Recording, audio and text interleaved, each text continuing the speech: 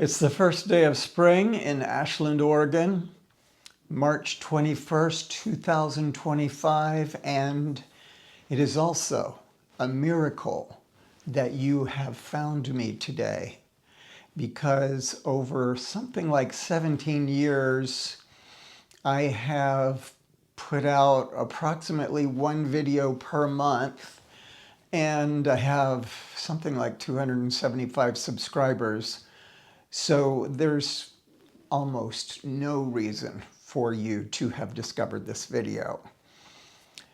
The reason for the video is because I put out a video maybe a month or 6 weeks ago called A Crazy Old Dude Tries to Reinvent Himself, and I'm still trying to reinvent myself, and I wanted to give a follow-up to how I'm doing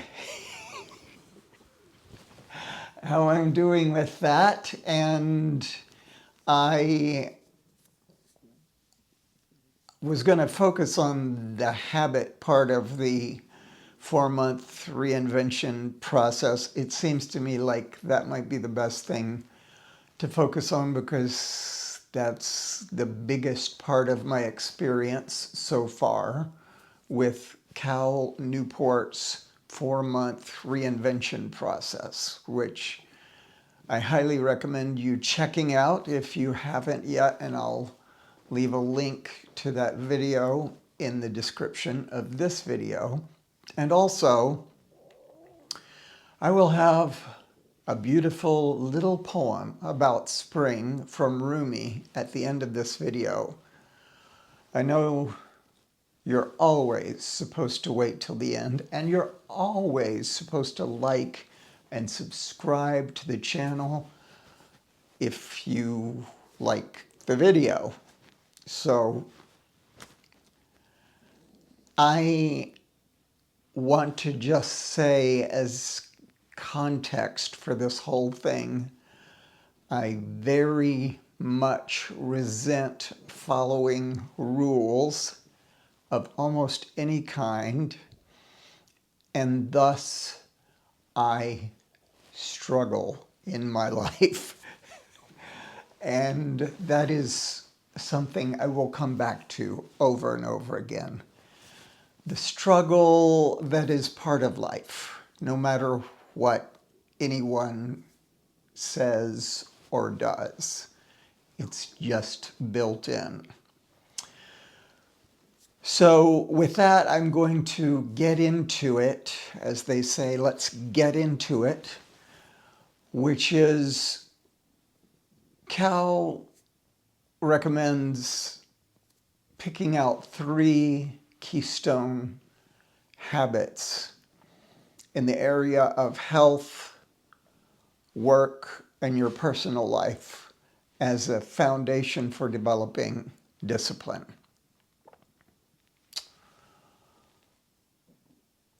As an aside, conscientiousness as a quality, which is something that can be measured by taking a Big 5 personality type assessment.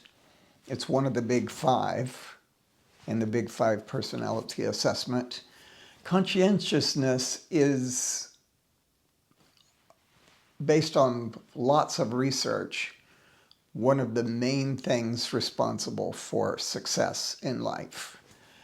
And according to the Big 5 personality assessment, my conscientiousness is above average, which hasn't seemed to necessarily result in fabulous success in life, even though I count myself rich in many ways. But again, our focus is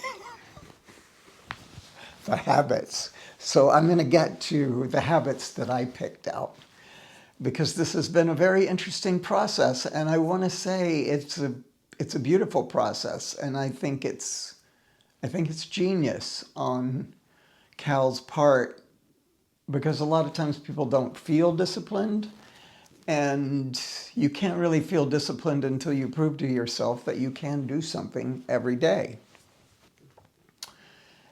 And being the person that I am, I wasn't going to settle for just 3 keystone habits. I just can't do it. There's more discipline that I need than that. So I started out with writing for a half an hour, reading for a half an hour, playing piano for a half an hour, and movement. I work out. Either I'm lifting weights or I'm doing some kind of cardio, walking, jogging, something or other. So I want to be allocating a half hour to an hour every day for that. And those other habits, reading and writing, are mostly because I'm trying to improve my thinking. I read a book by William Zinsser in the last couple of months ago called Writing to Learn. And that is an incredible book. I highly recommend it. It led to me reading another book of his, which is called On Writing Well, which is also kind of a classic and an incredible book to read if you're interested in really developing nonfiction writing skills that are concise and clear. That was his specialty. And I'm reading a book now called The Art of Thinking because after thinking about it, I haven't thought very well throughout my life, as evidenced by many decisions which could have been better. So I picked out reading, writing, piano. Meditation is on the list too. I meditate at least once every morning, sometimes more than once in a day, and then movement. And as I began to establish those habits, I found I could do it every day, and it was extremely satisfying to fill up those buckets every day with the time. It was very gratifying to read the things I've been reading and to write about all of the things that come up as a result. I'm using Obsidian to record different ideas that come up as I read, with the idea that eventually I might be able to say something coherent in writing. And so then I realized I could do those 5 things every day, and I expanded the writing to an hour, and I expanded the piano to an hour. I'm a composer and a cellist, and this piano practice is just basically improvisation for ideas. I've already composed a piece that I had to do. It was a commissioned piece just out of the material that I came up with over a course of days with this regular daily hour-long piano practice. So all of these things are paying off big time. I feel really good about them. It's also highlighted how I use my time, because I have various projects as a composer and cellist that I have to complete. They're usually on deadlines.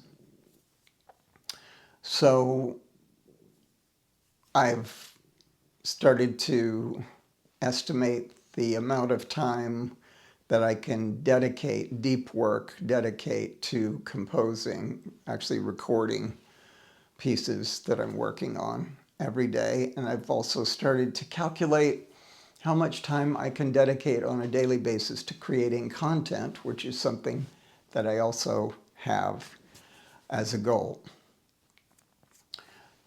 So in summary, I would say this habit practice that's part of the 4-month reinvention, which he recommends taking a couple of weeks to establish, has been extremely fruitful. The next part of the process is looking into your values, which is also something that I've been doing, but I'm not going into my values today in this video, mostly because it's a kettle of fish. It's a can of worms. It's proliferated like crazy, and I haven't quite figured out what I think about my values. I've got 15 or 20 values, and I don't think I'm supposed to have 15 or 20 values. I'm supposed to have 3 or 4 or 5, but you know, I don't seem to be good at being anyone besides myself. So I'm going to have to live with that. And with that, I come back to my theme of struggle. I have other themes. One of the themes is beauty and belonging in a broken world. I'll be talking about that more on this channel.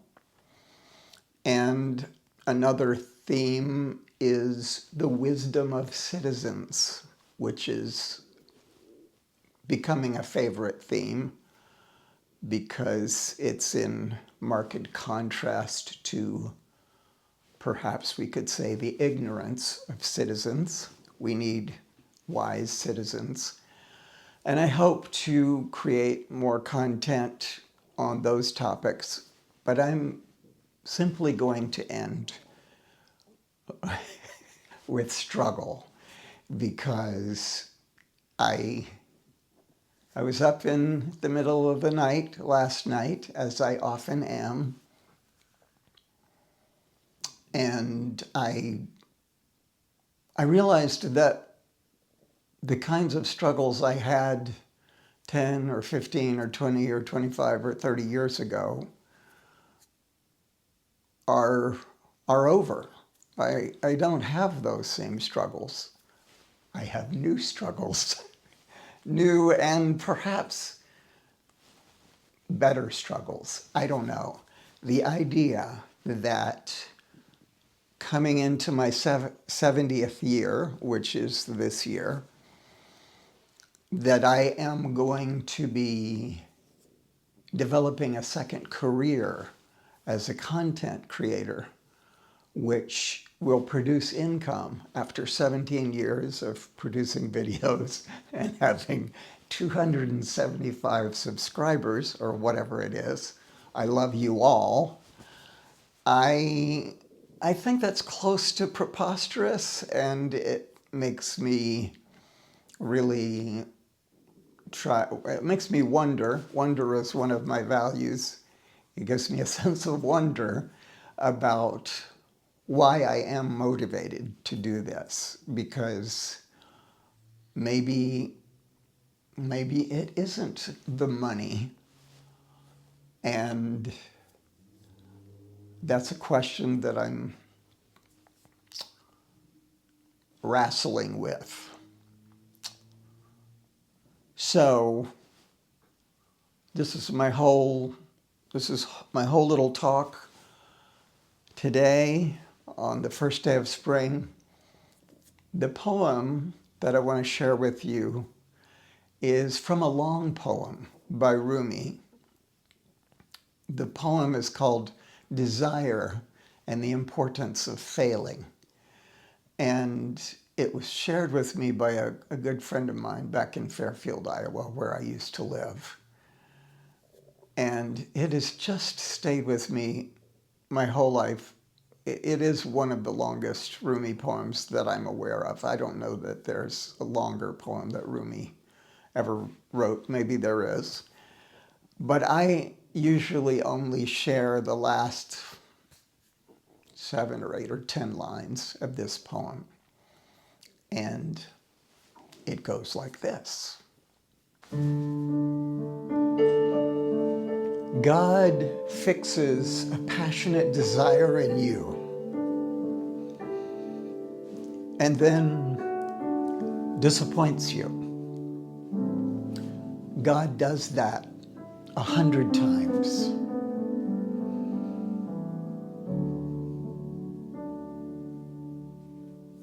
God breaks the wings of one intention and then gives you another. Cuts the rope of contriving so you'll remember your dependence.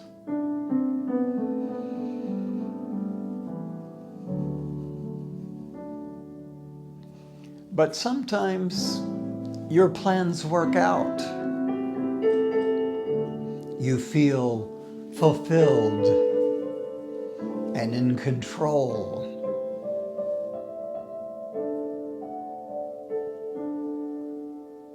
That's because if you were always failing, you might give up. But remember, it is by failures that lovers stay aware of how they are loved. Failure is the key to the kingdom within. Your prayer should be, break the legs of what I want to happen. Humiliate my desire. Eat me like candy. It's spring. And finally, I have no will.